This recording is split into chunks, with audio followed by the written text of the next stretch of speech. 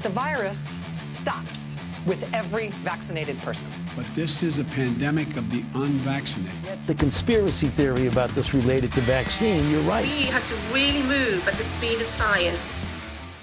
Doctors are baffled. They're looking into it.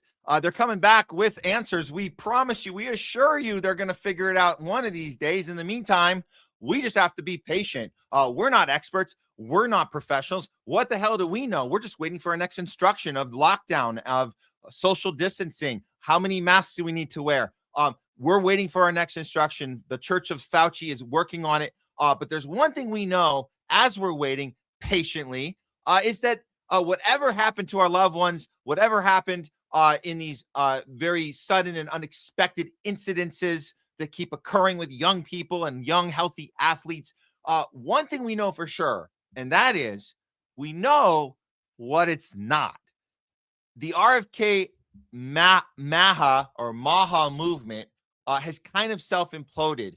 Now, some would argue, well, they're getting a lot done. He's doing a lot for the food, challenging big food and looking into this, preservatives and pesticides, and he's doing stuff. He is doing stuff about mandates, which is very good. We hate mandates. All that is great. But one thing that people are noticing, and I'm just going to put this out just so people understand that there has been an actual silence on the COVID vax itself. That isn't being dealt with. In fact, it's the opposite. This silence, or worse than silence, it's pushing contracts with Albert Bourla. When we talk about Pfizer getting this opportunity to invest in Trump RX, that alone, just Kennedy having to stand there and watch that deal happen and not say anything, those moments, those are giveaway moments. And so even just the silence alone on the vax and the poison that's in this mRNA technology, which he ran on, that we would eliminate, that would not be in the lexicon, it would not be in the medical arena anymore. This literal poison, the SV40 contagion that's inside the vaccine, that's a fact. It's in there. Cancer-causing carcinogen is in the vaccine. The silence has shaken the core of the MAHA movement. Okay, so we can speculate why. Was that always the intention? Is he just weaker? Is he just not as good? Is he like that athlete that came short? He was the number one pick, and then he ended up on the bench, and then he ended up traded. Is that why? Well, we know this. The key supporters of the MAHA movement are beginning to turn on RFK Jr. Why? Well, the COVID vaccine issue has all but vanished from the agenda. COVID was once the heart of Kennedy's platform. Now it's like it never happened. So why is this happening? We've had many theories. We've talked with different guests, different medical professionals. We've had a lot of doctors come on, discuss this with us. One thing has been made clear to us. There is a topic that seems to be off limits when it comes to having this conversation about MAHA. Why are we hitting walls? Why is Trump telling RFK, your focus is going to be on food? It's going to be on, at one point he was supposed to be focusing on the chemtrail problem. He barely did anything with that. As far as, trying to, get those laws in place to stop this overhead chemtrail stuff. I know it's condensation. Okay. Anyways, the thing that we can't talk about is the Israel connection. That's the part that's kind of off limits because either it's too much to handle, or there are actually a lot of people in the medical freedom movement that might be, I don't want to say closet Zionists. I don't know what you call them, but they don't want to have that discussion. The Brett Weinsteins out there, right? You guys know what I'm talking about. The Brett Weinsteins. I'm not going to name a list, but that one sticks on the top of my head.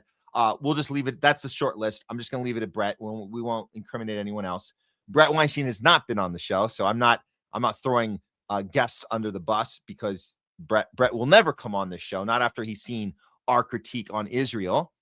But Brett got a lot of stuff right about COVID. Well, a lot of stuff he was late to the table on. We won't get into Brett today. However, we talk about the Israel connection to COVID.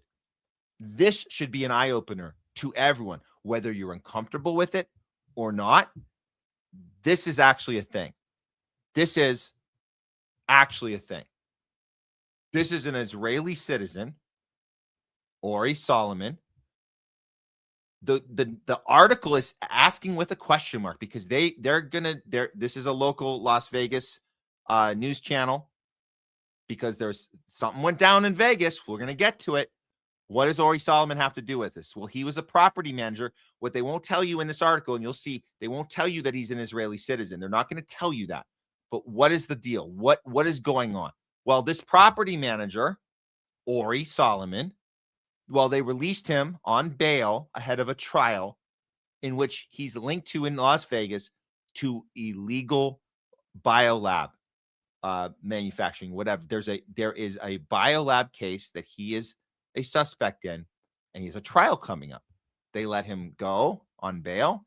He had to confiscate his passport. They won't tell you the passport to where his passport is issued. They won't tell you that. But let's see how they covered it on this ABC 13 Las Vegas outlet. So Ori Solomon, property manager, faces charges in connection with an illegal biolab at a Las Vegas short-term rental, will be released from custody while he awaits trial. He was arrested on Saturday after local and federal investigators discovered what had been an illegal biological lab inside a home he managed near Washington Avenue and Hollywood Boulevard. Investigators have recovered suspected biological materials and lab equipment at this point.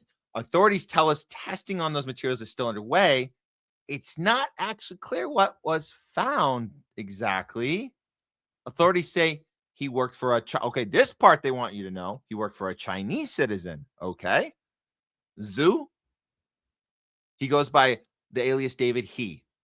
The property records identified Zhu as the owner of the home on Sugar Springs Drive. Okay, so they worked together. Now, Zhu is jailed in California and faces charges related to the 2023 investigation into a illegal laboratory in California. This is near Fresno. There's a lot of meth stuff going on in Fresno. Just so you guys know, Fresno's got a lot of Breaking Bad stuff. I think a lot of the Walter White stuff was based on that area, that kind of open desert area in Fresno where you have, I don't know, random trailer, little setups, and you have these random oopsie explosions that go off when people accidentally set fire to their trailer homes. But in a warehouse linked to Zhu, investigators found pathogens that include samples of COVID-19. And what? Huh? Wait, what? Hundreds of mice and misbranded medical tests. Okay. Why would you have samples? What is the samples of COVID-19? What the hell is that? What is going on? Well, Hotspot reported out that this, yes, thank you, Hotspot, for telling us, yes, he's an Israeli citizen. He was caught running secret biolabs in the United States. So this is a legitimate question. You remember how conservatives were melting down about China running biolabs? Well, look, there's a reason they're melting down about China, and they're still melting down, is because publications still like to include China whenever they effing can. They love doing that. That's a deflector for those conservatives. Well, it turns out that it was Israelis the whole time. Notice how silent they are. Well, I just got to say, Hotspot, the silence isn't because they are feeling embarrassed. The silence is because they still don't know. They still don't know. That's part of it. I'm not giving them excuses. I'm just saying they don't know because the media hides that part. Well, let's see the little story from Hotspot. This is a friend of the show, Nick Cruz. He does a little breakdown of what actually happened and why we should be furious right now, and we should be trying to educate people about this, especially in the medical freedom movement community, because this could kind of connect the dots on what the hell's going on with RFK Jr. Take it away, Nick Cruz. Conservative media was running with the story about how the Chinese Communist Party was running secret biolabs in the United States. Well, oops, it was actually revealed that it was the Israelis that was doing it. Wait, where is all the conservative outrage now? Israeli property manager Ori Solomon was arrested for illegally running a secret biolab out of Las Vegas that was researching and developing extremely dangerous pathogens. All the conservative influencers who claim that China was planning on building secret biolabs in the United States are completely quiet now that it was exposed as an Israeli plot. Was Israel planning a false flag biological attack on Americans that they plan to pin on Iran, China, or any other enemy of the Zionist regime? Either way, this was extremely dangerous, and the person responsible must be stopped, and this organization must be looked into. And this bioterrorist was just released by a judge that was appointed by the Trump administration in 2019. And you guessed it, the judge who released this bioterrorist is of Jewish descent, whose family has ties to Israel. Every single fucking time. This story hits a bit different when you remember all the Jewish supremacists who threatened America with plagues and misfortune if they ever abandon the state of Israel. Societies that fail to protect their Jews, or worse, turn against them, often hasten their own decline. Ancient Egypt enslaved the Jews, oppressed them harshly, and defied their cries for freedom, only to be broken by devastating plagues that struck at the heart of its power. America's extraordinary success flows from its historic embrace of Judeo-Christian values. I offer my assistance to this commission and the White House, recommendations, implementation, whatever is needed. This is the hill I am willing to die on. I'm Yisrael Chai. Really sounds like a threat now, doesn't it? And there it is. Good job. Good work, Nick and Hotspot team. Yeah, I'm answering the question for you in regards to why conservatives are silent. And when I say conservatives, it's like we're talking about people who have either been 100% Zionist this whole time, which you can't really talk. It's really hard to get any real conversation with them. But then there's those, and I mentioned this. Hold on, let me make sure. Okay, sorry, a little techno issue. It's to those who have just been choosing to ignore that part, right? The Brett Weinsteins, right? There's people that just they don't want to talk. They want to say, hey, RFK, do a little more. You can't do more because there's a mechanism in place that produces this type of I would say makes room for the space for Israel to get away with all this, as RFK Jr. is pretending to go through the motions of we have to stop the thing that has been killing people for the last 6 years. Well, how can you stop that if the mechanism that you say Netanyahu gets a free pass to do whatever he needs to do to protect Israel, and that IDF is the greatest, most moral army in the planet? This is our Health and Human Services Secretary. Of course, these issues are combined. So I'm not giving cover to people that don't want to talk about Israel, but they only want to talk about mRNA, not Israel, and they don't understand that Netanyahu has literally a trophy of a syringe from COVID in his effing office in Tel Aviv. Like they don't want to talk about that, but I think it's time we start talking about that. Because when we say we know what it's not, that's not just a reference to we're not allowed to talk about the mRNA that has a cancer carcinogen that literally has killed people. And we can't talk about that when people drop dead for no reason, young, healthy people getting rapid cancer and dying. It's not that we say we know what it's not because it's a reference to that thing we can't talk about. We're also saying we're not allowed to talk about the other thing that we can't mention when talking about medical freedom, the medical freedom movement and the medical freedom community, and the failed MAHA movement. The other thing we can't say is what? I'll give you a hint. It starts with the letter I and rhymes with Schmizrael. Before we finish this segment, you guys know that we know what it's not. We always bookend it at the end with what? A little update on bad news. This is a quickie. I needed to report on this. We have to give the disclaimer, completely unrelated to the story we just covered. Nothing to do with any of this biolab stuff and MAHA failure and ties to Israel. Just want to let you know that this happened, and we don't know why, but we have to report on it. And unfortunately, James Van Der Beek of Dawson's Creek fame is dead at 48 years old after a cancer diagnosis, which, as we know, this has become perfectly acceptable and normal for 40-year-olds to get diagnosis with cancer, and rapid cancer for that matter. It hit him pretty hard in these last couple years. And we have no idea why these last couple of years, what the timing of that was, what he was doing, what he wasn't doing. Well, we do know one thing he was doing. He was doing some AstraZeneca promotion, probably getting paid a little stipend for this little photo op, pushing flu shots through AstraZeneca, who we know AstraZeneca was a pretty guilty party when it came to what they were going to do all of the jabbing in one. Do you guys remember the one jab? So you had the two from Moderna, 2 from Pfizer. AstraZeneca could do it all. It was J&J. They were like, oh, we also can do the thing. So hard to say when he got this or when he got that. We know he was pushing flu shots. I just want to say, like, as a celebrity, he certainly would have been approached earlier before this flu shot campaign.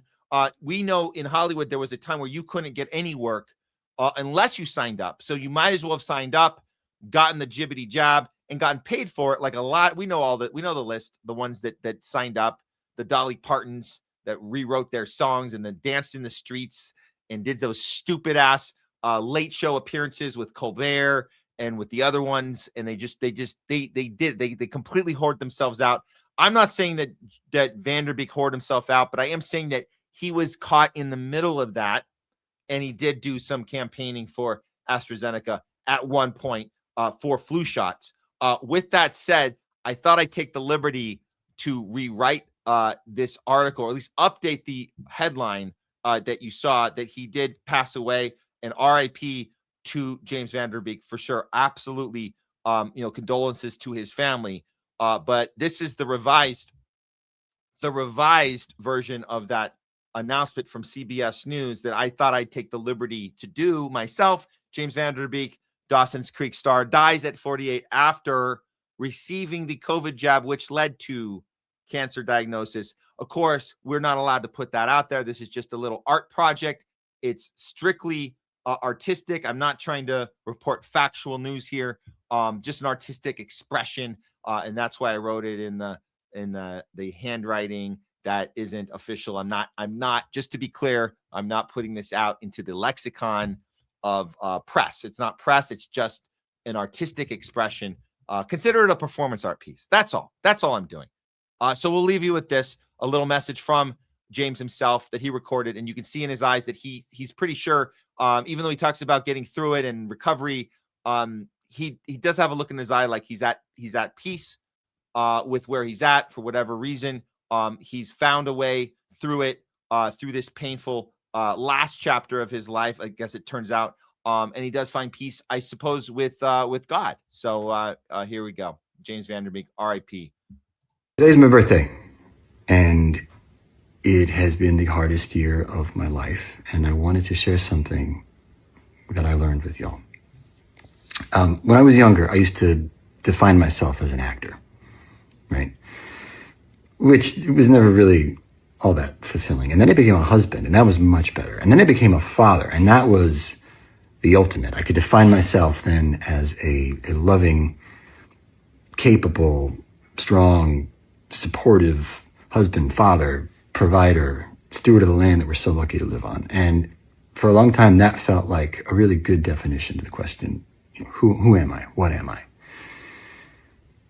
And then this year, I had to look my own mortality in the eye. I had to come nose to nose with death.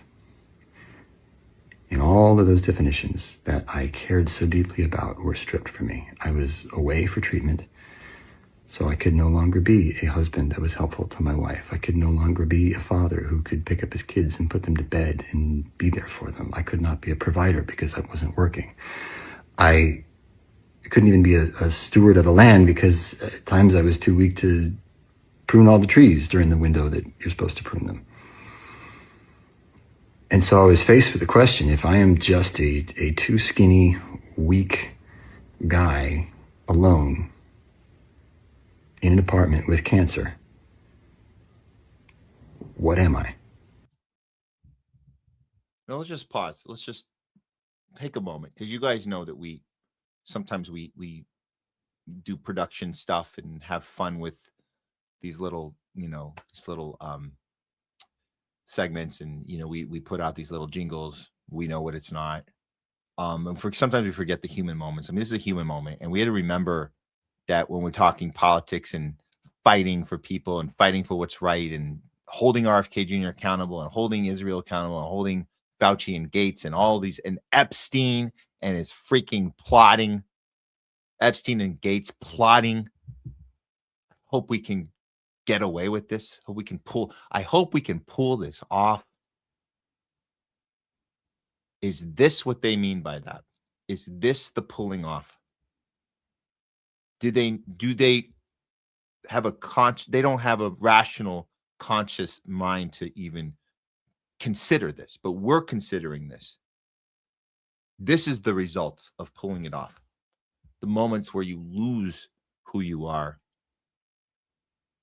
and you lose your purpose, and you ask these questions. What happened? Did James have the, now there's nothing, I'm just spoiler alert, there's nothing in this video where he says, maybe I made a poor choice. That's not there. He's not going to do that. Who knows if he was thinking it at the time? I don't know. But he does come to terms with, I'm not going to play the rest. We'll just leave it at that. He actually does. You guys want to watch it? It's on Twitter. You can find it. And yeah, he goes on to say, I've made peace with God, and that's his way through it. And that's what he does. But that emptiness about who am I? What am I? If I can't do these things, these things I took for granted or whatever, what am I doing? What is this? What is this life? What is this thing that, as we're connecting the dots and saying Bill Gates and Epstein said, we hope we can pull this off. What is this? What is this? So this is why we have these conversations. This is why we have to find ways to make this important. And when people tell you that was a long time ago, what are you still harping on that for? We're moving on. We're not moving on. When are we going to be able to have these conversations? When are we be able to say the thing that we're not allowed to say? Whether it's mRNA, every time somebody drops dead. James Van Der Beek was, we're pretty much the same age, pretty much. And, there was an audition. I remember he actually unknowingly drove one of my old friends out of acting because I had an old friend that was in the final audition for Varsity Blues, and they called him back with James Van Der Beek, and they were in the room together doing the final. They were down to 2 people to get the lead role of Varsity Blues in 1998, I believe, and it went to James. He already had Dawson's Creek. He had that resume. My friend did not have the resume. And I think he questioned, man, what system is in place here? Why would they even be in that room? They already knew it was going to him. This sucks. This is a system that's not fair. It's not fair. Why would you even, you have to go through the motion so you can say you did the audition process, and then James can say, I got the role rather than I was handed it. I earned it. So somebody has to take the hit and be the last person in the room before they give it to the guy they were going to get. So that drove him out of acting. So that happened. And I remember thinking, oh man, he was that close to getting Varsity Blues, but James got it. Mother effer. I remember thinking that. But things aren't fair, right? Hollywood's not fair. It's one big club. You ain't in it. And as James discovers, it's one big club that he's not even in. So I don't know what else he thought in his mind. If he didn't have maybe the camera was off and he said something privately, who knows? But I just wanted you guys to see that human story, because the rest of us, we're going to still be here. We're still going to ask questions. We're still going to investigate. We're still going to scream out loud. But tomorrow and next week, there's going to be yet another report of a young celebrity dropping dead. It's going to happen. It keeps happening. It happens every effing day, every other day, every fucking week. It happens. And we're not allowed to talk about why. And apparently we're not allowed to talk about Israel's connection to it either. We can't even talk about it, right? We can't talk about any of this shit. Oh, well. But we're going to keep doing it until we get another medical misinformation strike on YouTube and lose our channel that we're starting to get actually a lot of traction now. Thank you guys on YouTube. By the way, thank you, YouTube audience, because this is our second try. Our first channel, The Homeless Left on YouTube, doesn't exist because Google pulled the effing plug on it and said we were too dangerous to have these discussions. So I'm glad that James Van Der Beek found God at the end. I'm glad that was his path and he got happy and at peace before he passed away. Literally, I was the same age as me. And that's normal now to die of cancer, just normal. So good. I'm glad he found peace. But we're going to keep asking questions. We're not comfortable. We're not going to be comfortable until we're able to actually talk about this and actually have justice. And it's not going to be from the MAHA movement. It's not going to come from that. It's going to come outside of that movement, from the ground up, from the people. That's how it's going to happen. But in the meantime, as doctors are baffled, they're still baffled. They're looking into it. They'll be back with answers soon enough. We'll see. Just be patient. Stop asking questions. We're not professionals. What the hell do we know? Just wait for instructions. Keep your mouth shut. And until then, until they come back with answers, which will never happen, but until then, one thing we can be absolutely certain about, and that is we know what it's not.